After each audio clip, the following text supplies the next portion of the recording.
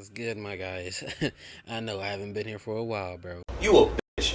You know why you a bitch? Because I said so. You just a bitch. I'm going to leave the link to where I have been in the pinned comment. So if you're looking at this video, you have never seen me, pinned comment, that's where you see the video game. Now they have done, I think this is the older video. This one's like a week or two old, and then they've done one like a day or two ago. Dude, I'm gonna be Today there. we end the torment. 19 books, 19 11 books, games, 11 games, 8 whole 8 years, all leading to this moment. The all that time, and the only game I beat is Sister Location, the easiest one. ultimate FNAF timeline is finally complete. Shut the hell up! I know, bro. I'm pausing. My bad.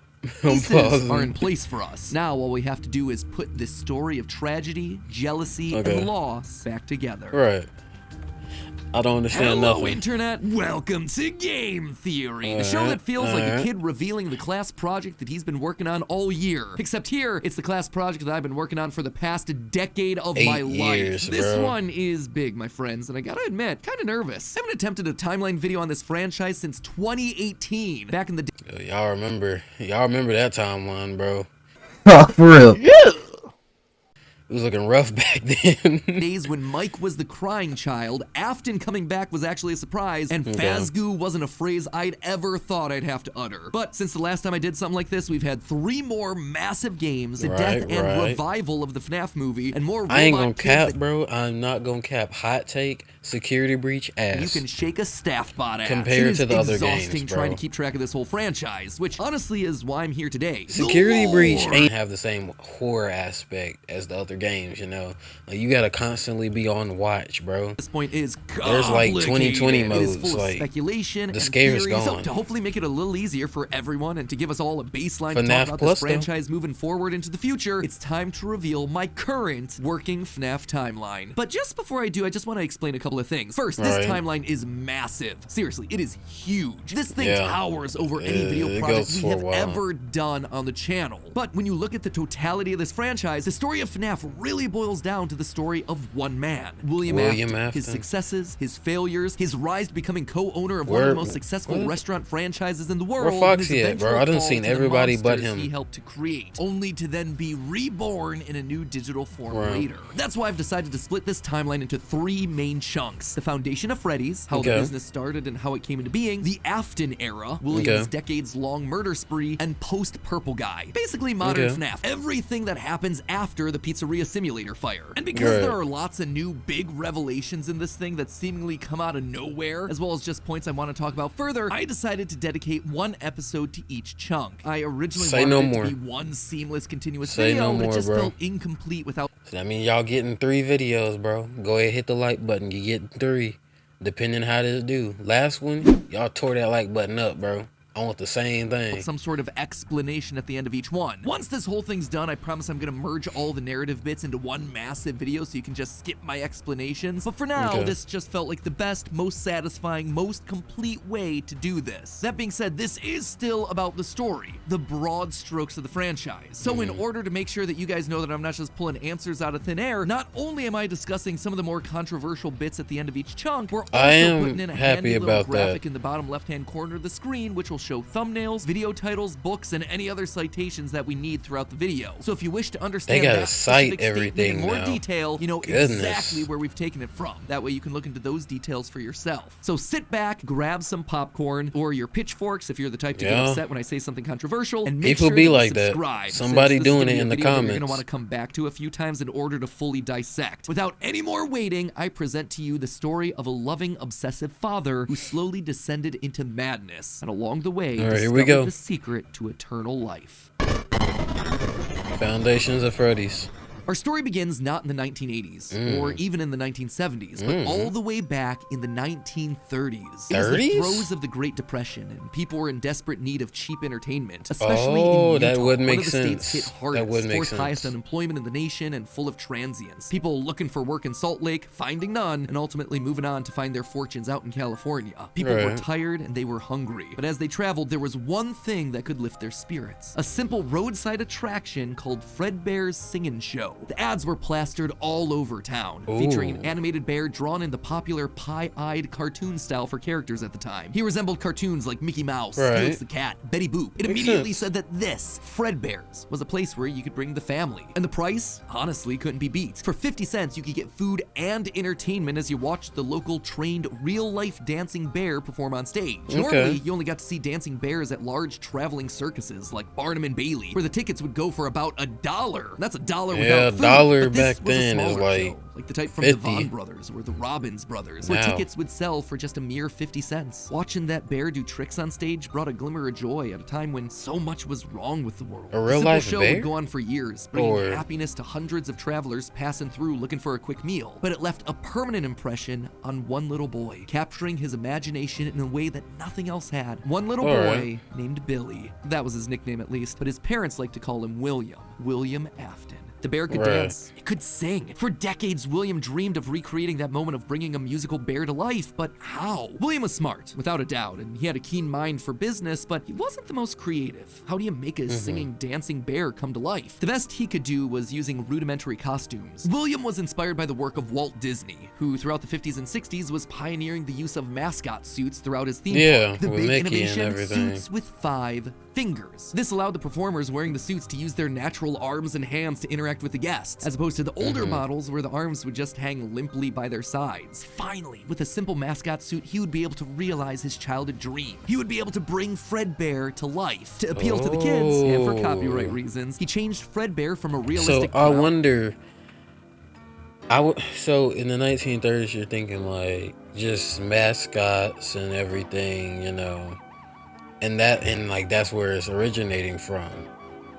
So, and I know like he's gonna keep explaining in the theory, but I'm kind of torn between like when did like the whole Chuck E. Cheese thing happen then, you know, like with it actually being an animatronic, like, you know, robot.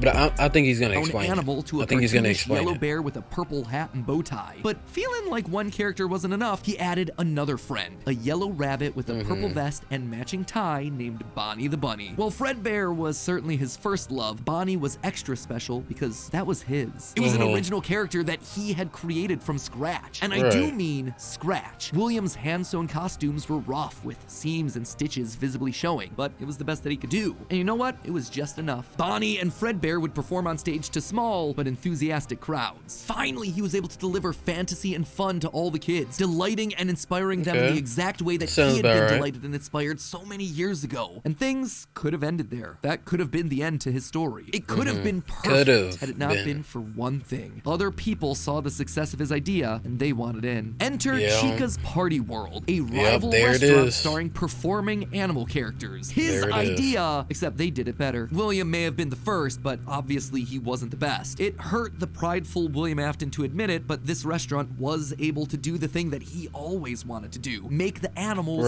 actually come to life. All of the performers in this restaurant were robots, simple metal skeletons that were powered by battery packs, but all of them able to freely turn and talk and dance on their own, no human required. It was like magic that came from the mind of a brilliant creator named Henry Emily. This Henry, in some small way, had been able to harness the power of life itself. So Henry just straight up made him. But he also looked upon this man with no problem. Off to one side of Chica's Party World was a small cabaret stage featuring an elephant magician. On the other, a hippo known to ramble on and on. That one was more of a joke for the parents. But it was the main stage that was for the kids. A rocking band of characters featuring a yellow chicken thing with a southern drawl named Chica, backed by a band of other country-themed characters, including a pig with a banjo, an upbeat frog from the local swimming hole, and a brown bear with a heavy southern accent. Wait, a bear? But bears were his animals. Why not a cow or a horse? Something to fit the country theme a bit better. Why did it have to be a bear? And adding insult to injury, they had the nerve to call this thing Ned Bear, a direct copy of his own Fredbear. Whoops, that's gonna leave a mark. No, that was not okay. Okay, that was Afton's perfectly. jealous admiration turned to hardened bitterness. A bitterness that would only grow over the next couple of years as families continued to choose Chica's Party World over Fredbear's. William just couldn't compete with the appeal appeal of the robots. Eventually, his restaurant would go bankrupt, only to get bailed out by, of course, Henry Emily. Another insult, another humiliation that William wouldn't soon forget.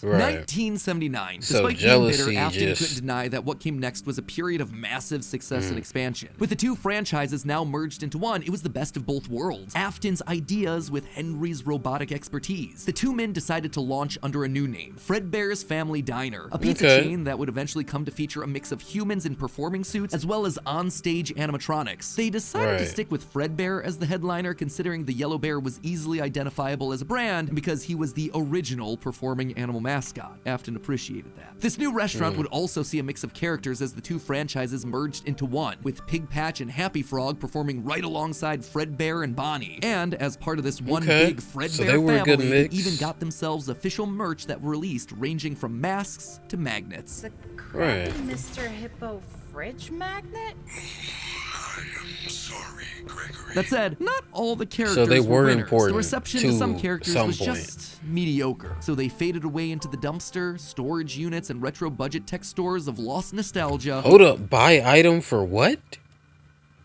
About 100,000. Buy it for $190. I wouldn't buy that. For their chance to step back into the limelight if and when a headliner went out of commission. Others, though, would fare much better, like a new Pirate Fox, as well as a blue guitar-playing variant of the yellow Bonnie Bunny. Ultimately, the franchise would get so big, it would spawn its own cartoon show, Fredbear and Friends. Business was booming. In the end, Fredbear and Bonnie's popularity would be so strong that they would be able to support the Fredbear's Family Diner franchise all on their own, while also spinning off a new sister location dedicated to their friends. In 1983, Freddy Fazbear's Pizza launched, still a dedicated home to all this new supporting cast of characters: Chica the Chicken, Bonnie the Blue Bunny, Foxy the Pirate, and of course the headliner, a brown Freddy Fazbear. Business was now good. we're getting to Afton that bite. was happy, mostly. It did bother him that the one original character that he created, the one that he himself played, Golden Bonnie, got passed over for inclusion in that cartoon show. The only character in the roster of regulars to get ignored for the show, but other than that, things were going smoothly. He had himself a wife, he sons, turned blue. a daughter. He had a thriving business. Because and best Bonnie of all, was he was blue? able to learn the craft of robotics from the man that he both loved and hated, Henry. What? Together, they were constantly pushing the limits of what these characters could do. Because it was quick and easy, new characters introduced into the roster would be given a simple hand-sewn suit with 5 fingers that any performer could wear. Eventually, Henry would design one of his signature animatronics for that character, utilizing a divided mouth with either a hinged or sliding jaw design. This was the first generation of animatronics. But why stop there? Afton had big ideas. What if the animatronics weren't just locked to the stage but could freely roam the restaurant and interact with the kids? What if his mascot suits could become animatronics? What if you could use more than just rigid metallic skeletons? Why not experiment with tubes and wires that would give the animatronics fluidity and flexibility while still providing structure? The possibilities for this technology were endless. He went a little too far. That's what he was. Robotics. He had started with a dream of bringing one simple singing bear to life, but with robots, he had stumbled across the tools that gave him the ability to control life itself. And thanks to Henry, he was practically speedrunning his way to an engineering degree. And while William wouldn't admit it out loud, one other thing that kept pushing him forward was the desire to beat his former rival, to prove himself smarter and more capable, to surpass the man who everyone else considered to be a visionary genius. But pride cometh before the fall, and tragedy was about to strike. Okay, so that brings us to the end of part 1 of the story. That said, at the end of each of these chunks, I want to break down some of the logical leaps that I made, since the more narrative format doesn't give me much of a chance to justify a lot of the big decisions. And admittedly, there are some large leaps in here. Let's just start off with Fredbear's Singing Show, shall we? We know, based on the retro poster that was hidden in Security Breach, that at least at one point, Fredbear was an actual bear. And like I called out in that narrative segment, dancing bear shows were a real form of entertainment. How would he get the bear, The problem is that, timing-wise, none of our main characters would be the people in charge of that business in the 30s and a series of pizza restaurants in the 80s without him just being extremely old. So Best case scenario, if Afton's running the singing show when he was 18, that still puts him at nearly 70 when the first pizzeria opens and his murder spree begins. That just doesn't make a lot of logical sense because he doesn't become immortal until his first death death in Springtrap. That's why I suspect that Fredbear's Singin' Show was either a family business that Afton then carried on to a new generation, or something that he saw as a kid and just wanted to recreate when he grew up. The Fredbear Singin' Show thing also starts laying the groundwork for some of the core elements of this story, that Freddy's was a place of fantasy and fun, and that Afton, despite eventually falling to become the heartless serial killer and mad scientist that we know him as, began as someone with good intentions and a love of entertaining kids. He wanted to just bring had the things idea to first, life I from guess. the very beginning, a theme that recurs a lot for him throughout the rest of the franchise. Next up, let's talk about those mascot costumes. One thing that I keep going back to is the design of Glitch Trap. It's a handcrafted suit. You can see the seams and everything. It even has 5 fingers for the performer's hands. It is very much not a Springtrap suit. This is something much more rudimentary. It came at a time before animatronics were a part of the story. That's why I suspect that it was actually the first, predating literally everything. It's also a suit that is very personal to Afton. He put his digital consciousness in that form. It's his personal avatar. It's the way that he sees himself. There's also a whole separate discussion to be had here about the habits and rituals of serial killers. So the fact that he's choosing to lure kids and kill them in this particular suit actually says a lot about his emotional attachment to it. So while Fredbear seems to have started as someone else's creation, Golden Bonnie was uniquely Williams, giving him a personal connection. And that's not all. In this whole franchise, only one set of characters have themselves 5 fingers, the Nightmares. Even Golden Freddy, Fredbear was a 5-fingered wearable suit at one point in the story, as we see in this shot from the graphic novel. I feel like people don't talk about the Nightmares enough. Like, honestly, I don't even be remembering them, but that's just because I wouldn't play FNAF 4, bro. Before he, like everyone else, was turned into an animatronic. I was scared. This seems to imply that all of the main characters had similar wearable mascot outfits at least at one point in time, and that whoever is having the FNAF 4 nightmares, if they even are nightmares, something that we'll touch on in part 2, saw those mascot suits specifically. Lastly, we have to talk about the elephant in the room. The literal elephant, Orville Elephant, as well as the rest of the mediocre melodies. For a while now, I've suspected that the mediocre melodies played a much more important role in the story than just being a bunch more animatronics to fill out the roster, especially Ned Bear, which is just so suspiciously close to Fredbear. And yet, there are 2 key details that we're gonna have to justify with any mediocre melodies mention. One, they're very rudimentary with external battery packs, implying that they come very early in the timeline. And 2, we know that at minimum, Mr. Hippo does eventually become an official member of the extended Freddyverse. But if these things are supposed to be cheap, generic rip-offs, why would you be trying to rip off yourself?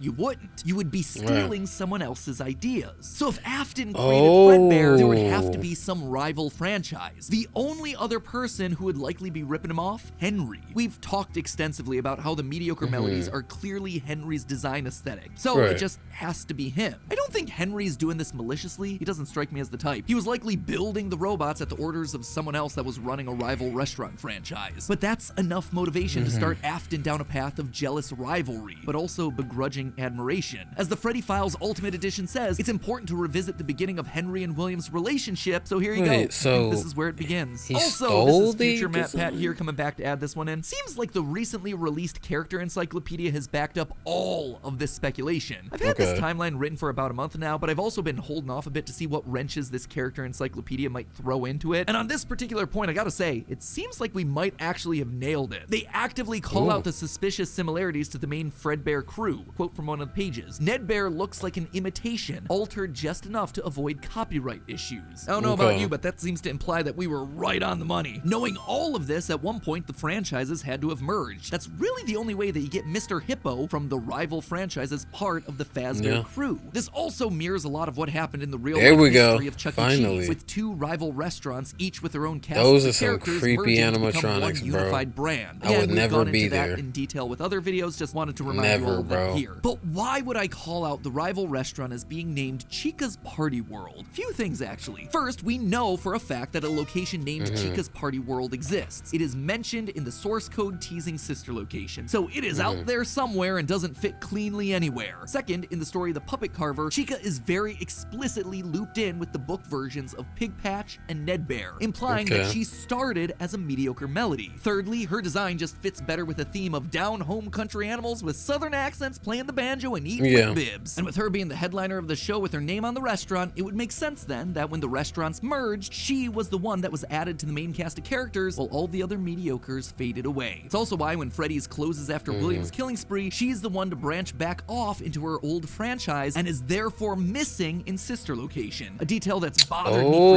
years at this point. It might does also make a lot of explain why sense. William decided to stuff his first dead kid into Chica. That one was Henry's creation, not his. Is all of this a big leap? Yeah. Is it connecting a lot of dots that are very spread out across the franchise that I've been holding on in the back of my mind for years? Absolutely. Yeah, that connected sense. right It also there. serves as a clean answer to a lot of the random threads that Scott's been leaving dangling for years. So with all of that in mind, my friends, we can close the book on the foundation of Freddy's. Right. Don't worry, next week I'll be Okay. back to give you arguably one of the most confusing parts of this entire timeline situation. I don't know if Part we ready 2, for it, After man. Era. I promise it will actually be next week this time. No So- more waiting so around. I am longer. just as eager to get this one out the door as you are Yeah. to watch it. I promise. You know what else I promise? I promise that we'll actually get to talking about the games. I would have liked to have talked about them in this episode, but there just isn't that much in the Getting games to that the helps us to pick games, I feel anything like it's from really gonna Family help. Diner. Although, let's be honest, this franchise has never been just about the games anyway. Even back in the early days of FNAF, we were decoding images and source code that Scott fed us through the website. The modern day books and the clues that we get from those things, now they're just modern extensions of that. All of it is crucial to understanding this franchise and its lore. Unless, of course, Steel Wool finally gets around to making that Fredbear's Family Diner game they want to make so badly. I've always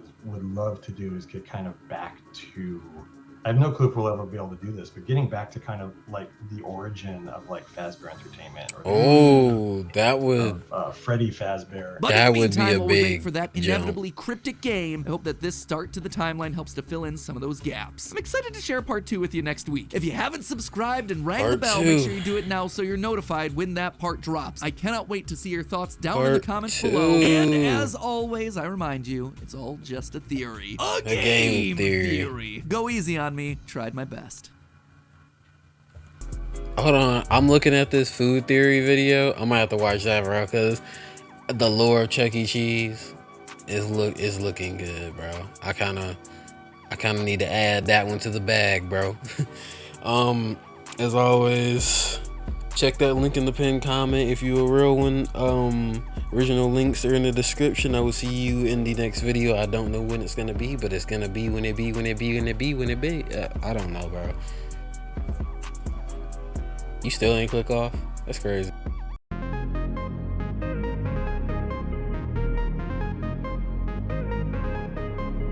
You win. Perfect.